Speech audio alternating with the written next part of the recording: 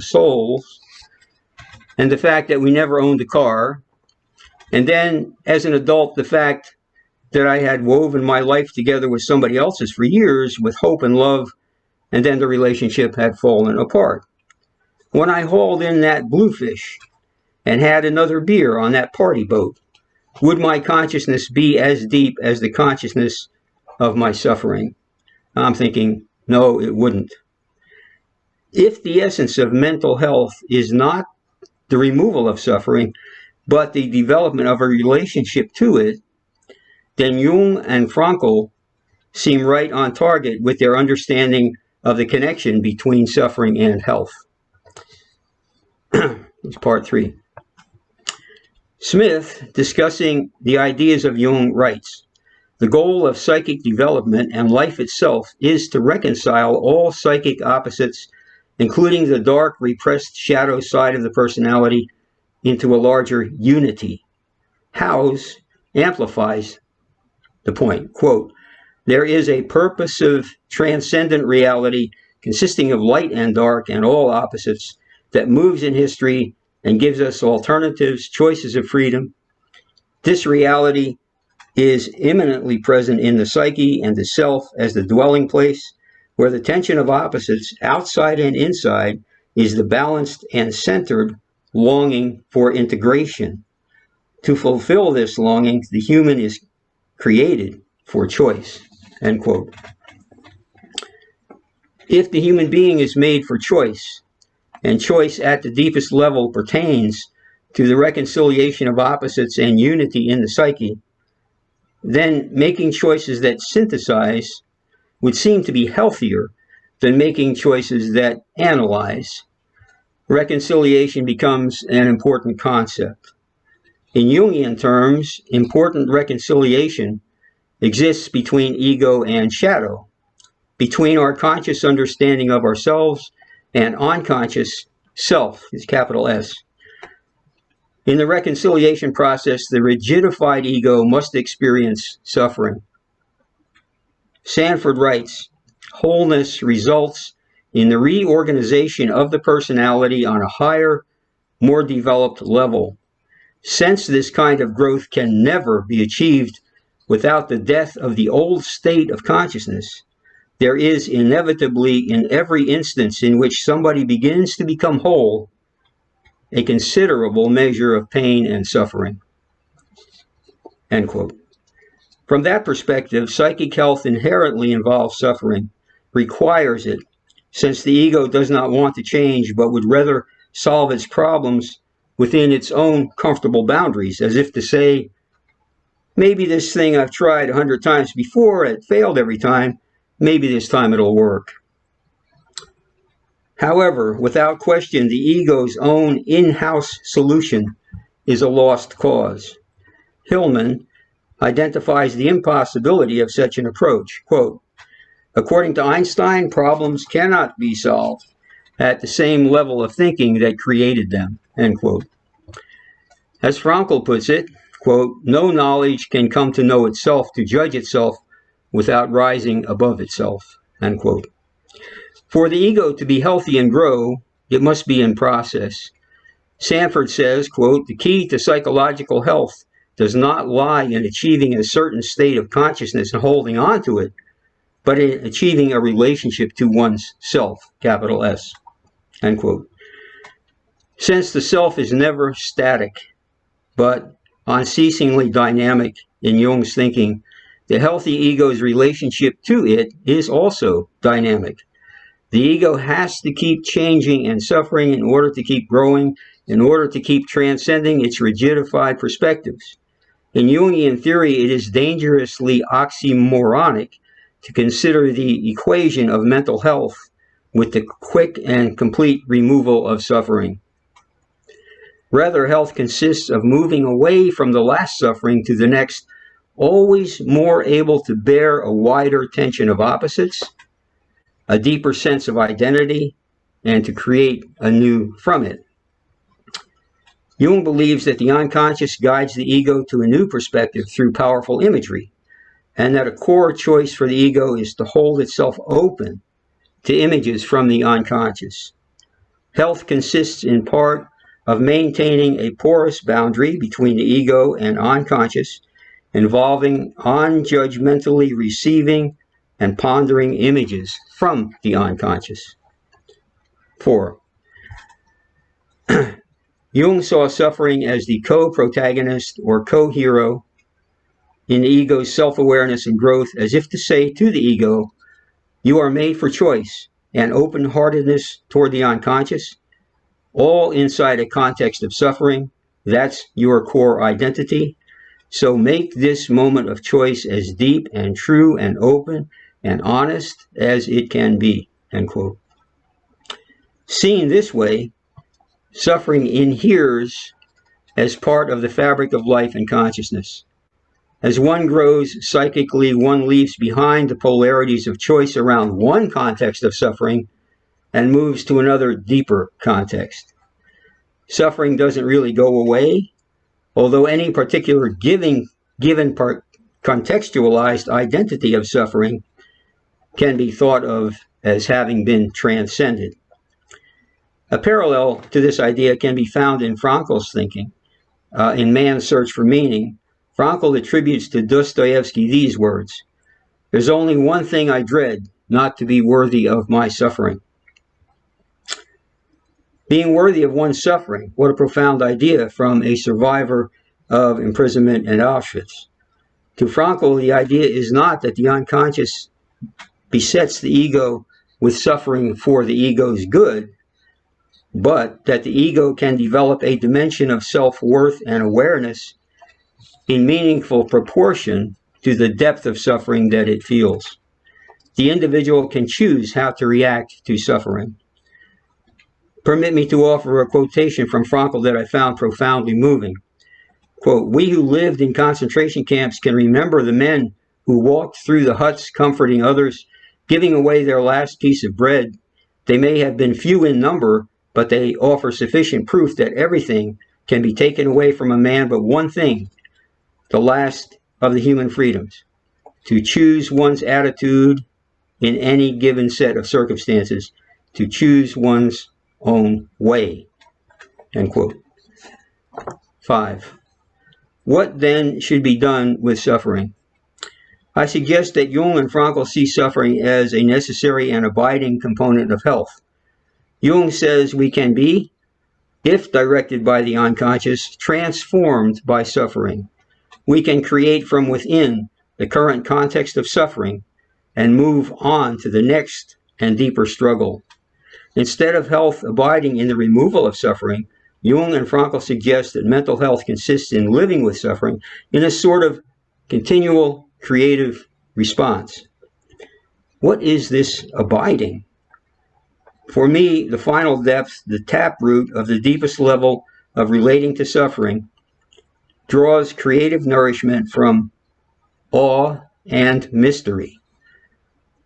The great moment of the ego would consist in knowing a truly authentic moment of free choice in the face of mortality, resulting in creativity rooted in relationship to the unconscious. The ego response would be self-worth, vitally superior to the stagnating depth of the suffering. The question of the religiousness of the growth process is seen differently by Jung and Frankl. For Jung, it could be argued that he sees archetypal imagery from the unconscious as religious imagery. Frankl differentiates his ideas from Jung's in this way, and I quote, "Our point of view, however, is that the unconscious religiousness stems from the personal center of the individual man rather than from an impersonal pool of images shared by mankind." The personal center of the individual man, where unconscious religiousness prevails, it sounds, at least to me, and I pastored a church for 12 years, like a holy place, a sanctuary in the psyche. What might that sanctuary look like? 6. I was a Fulbrighter in Greece and visited many churches, always struck by the iconography present. Jung says that we are all drawn toward the self, capital S, or wholeness, all drawn by archetypal images in the unconscious. And what we keep finding are more images, leading us to an even deeper level of selfhood, that is small s, and more sophisticated iconography. That is profound and stirring, but I like Frankl's idea better, and here's why. I think part of what makes us who we really are is our suffering. And as the ego goes into deeper selfhood, the suffering goes along too. In fact, I think that unresolved suffering may be the path we follow to deeper selfhood. Therefore, all the ego's suffering still exists in the personal center. Excuse me. I think actively, consciously asking whether or not we feel worthy of our suffering is valuable. And that is Frankl's point. The question for the ego is, am I worth my suffering? Pondering this, I had an epiphanic moment. This is what I saw. I imagined the angst-filled ego having gotten to that sanctuary museum of the deep personal center and not finding dynamic archetypal iconography, but finding undeniable awareness of a presence beyond naming. And along with all the suffering the ego carries and is also composed of, the ego feels abiding love. One deeper than she or he or they ever expected or imagined. And the angst-filled ego understands the voice of the loving presence to be saying, yes, you are fully alive, you matter, you are worthy of all the suffering you have known. To be fully alive would mean, in part, not to have left part of oneself back tied to suffering that has been chopped off.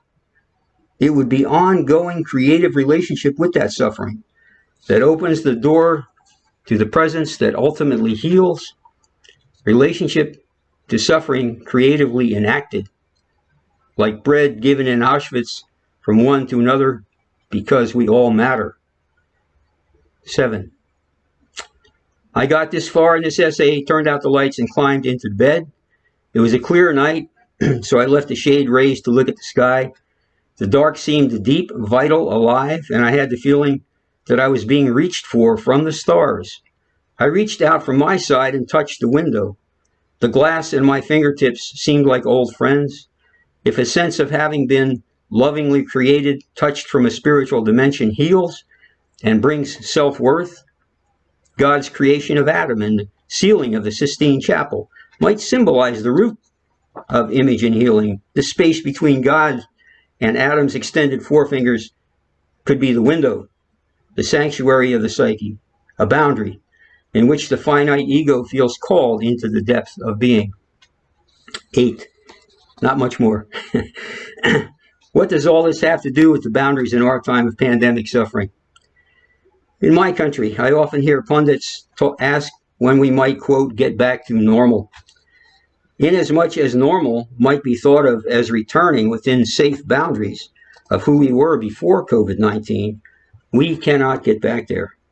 We can never erase the suffering we've experienced, be humanity who never knew it. Trying to dismiss it or deny it rigidifies the ego inside boundaries of a previous innocence, not permitting painful growth and new strength. Sanford writes, we can never simply return to the condition in which we were before our crisis without the scope of our personality being reduced. Jung considers this, quote, regressive restoration, end quote.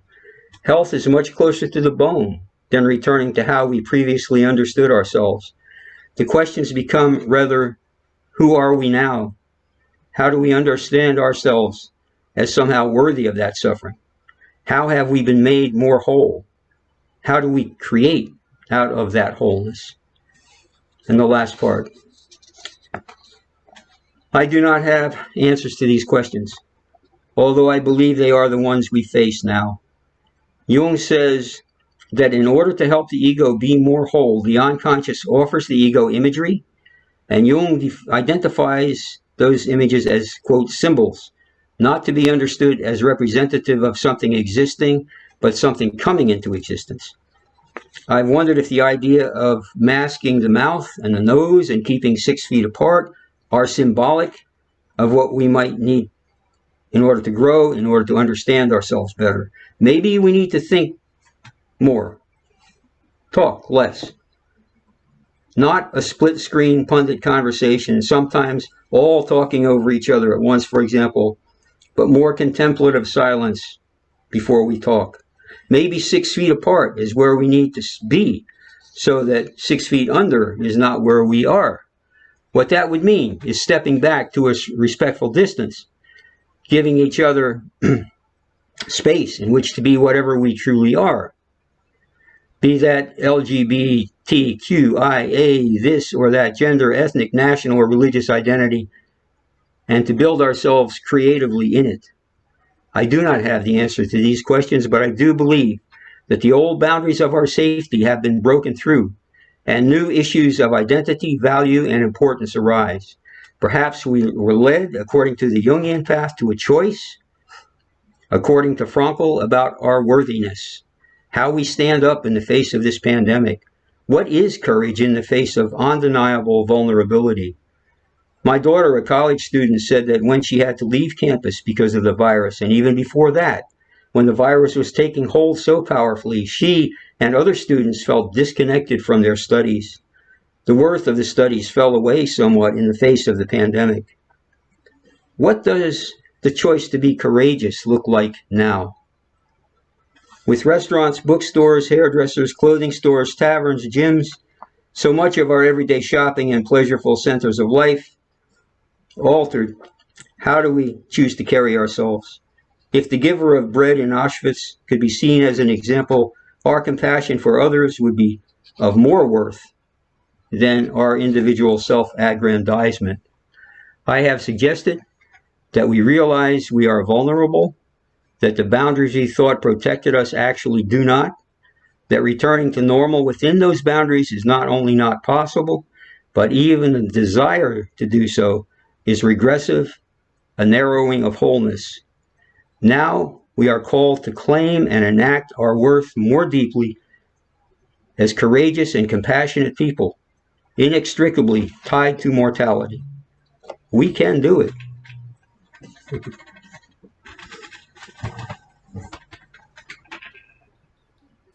Thanks very much, Robert. That, again, just like really interesting. Okay, and I can't wait to have kind of further discussion at the end.